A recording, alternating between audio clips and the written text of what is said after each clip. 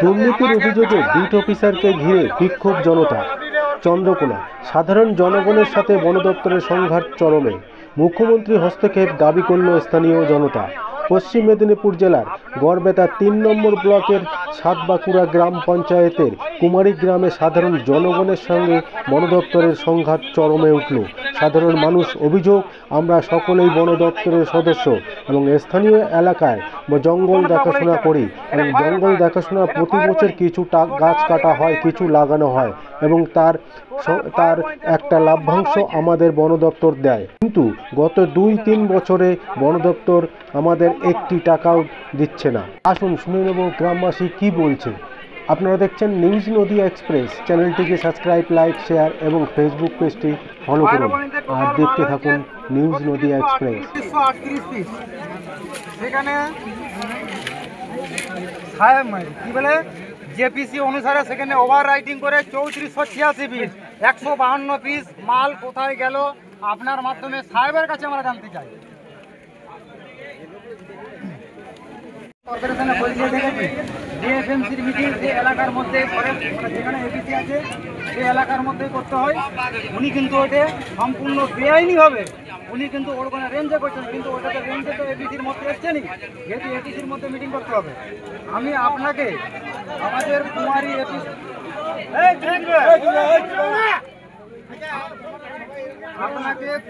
এপিসির মাধ্যমে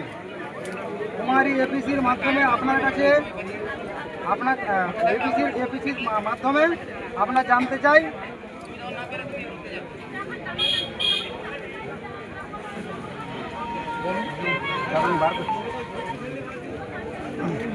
আপনার মাধ্যমে আমরা সাহেবের কাছে এমডির কাছে আমরা জানতে চাই আমরা গ্রামের মানুষ 40% শেয়ার কিনা, এপিসি শেয়ার হোল্ডারও আমরা কিনা, আমরা হিসাব চাইতে পারি কিনা।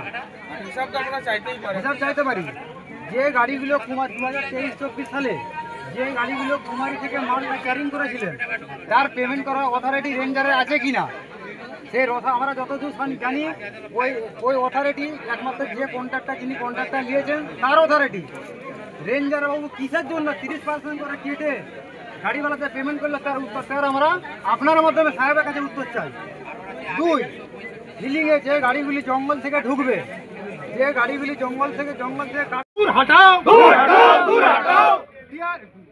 রেঞ্জ ম্যানেজার বড়গঞ্জার সুব্রত ঘোষ চোর দূর হাটাও চোর রেঞ্জ ম্যানেজার সুব্রত ঘোষ দূর হাটাও করেছেন। আমাদেরকে একটা হিসাবটা দিতে হবে। 3 নম্বর পয়েন্ট। 4 নম্বর গদাপিয়াসার রেঞ্জে আমাদের একসঙ্গে থানা করা চলে কেন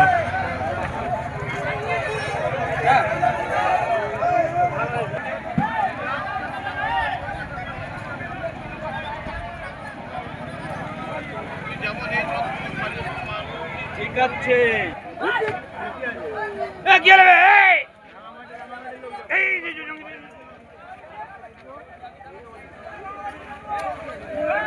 বলুন। আমি এখানে রেঞ্জার অফিসারে এসেছিলাম, আচ্ছা, জায়গাটা দেখে যাই। হ্যাঁ, এবার আজকে রেঞ্জারবাবু ওখানে মিটিং করতে বলে মিটিং করেছি, চিঠি করেছি, এনারাও পাল্টা চিঠি জবাব দিয়েছেন যে আমরা ওখানে মিটিং করব না। হ্যাঁ, তারপর আমি আবার ফের চিঠি দিই, যার পরে ওখানে যে মিটিংয়ের সমস্ত সিদ্ধান্ত হয়েছে ডিএম সাহেব আমাকে পাঠালো এখানে যে এপিসির সাথে কথা বলে এনাদেরকে নিয়ে যেতে ওখানে। হ্যাঁ, তাহলে বলে সমস্যাটা মিটে যাবে, নাহলে সমস্যা চলতেই থাকবে মিটিংয়ে না বসলে। এবারে তিনি আপনাদের সবার দাবি যে মিটিংটা এখানে হবে, আমি সেটাই গিয়ে ডিএম সাহেবকে ঘুরে বলবো। যে দুর্নীতির অভিযোগ আসছে সেই সম্পর্কে আপনি ওয়াকিবহাল? দুর্নীতির যে অভিযোগ আসছে আমি তো ছিলাম না, আমি তো সবে এসছি। হ্যাঁ, ট্রেনিংয়ে চলে গেছিলাম মাঝখানে 1 মাসে, আবার জয়েন করা আমার সবে 1 মাস হলো। হ্যাঁ, তা আমি তো এসব সম্বন্ধে কিছু জানি না। আমার সঙ্গে যিনি স্টাফ আছেন মর্মত সাঁতরা, উনি হয়তো বলতে পারবেন, কারণ উনি 23-24 পুরো ফেলিংটাই এখানে ছিলেন, অনেকদিন থেকে পোস্টিং আছে উনি বলতে পারবেন, উনাকে কিছু জিজ্ঞেস করতে পারেন। রেঞ্জার সাহেবের এলাকায় রেঞ্জার সাহেব ঢুকতে পারছে না, এই সম্পর্কে আপনি কি বলবেন? আমি তো সেটা বুঝতে পারছি না। এফপিসির সাথে রেঞ্জ অফিসারের সাথে সুসম্পর্ক থাকার কথা। হ্যাঁ, কিন্তু আমি জানি না এখানে কি হয়েছে। আপনারা বলছেন, আমি খবর নেবো রেঞ্জার কেন আসছে না। হ্যাঁ, আপনার নাম আর ডেজিগনেশনটা যদি? আমার Somnath Mahato, deputy range manager. Somnath বাবু বলে দিচ্ছে আমাকে। এটা খয়েরবনি, টোটাল এখানে আমাকে জায়গায় আমি কি inquiry করব? এখানে টোটাল মান হয়েছে জেপিসি অনুযায়ী 6420।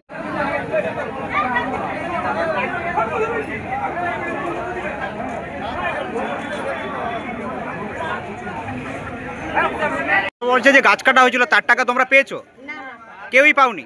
তোমার নাম? আজকের মিটিং, আজকে আমাদের এপিসির টাকা নিয়ে মিটিং। এপিসি টাকা কি আপনারা পাননি? না, এর জন্য এই মিটিং।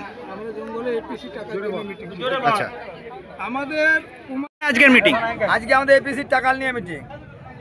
এপিসি টাকা কি আপনারা পাননি? না, এর জন্য এই মিটিং।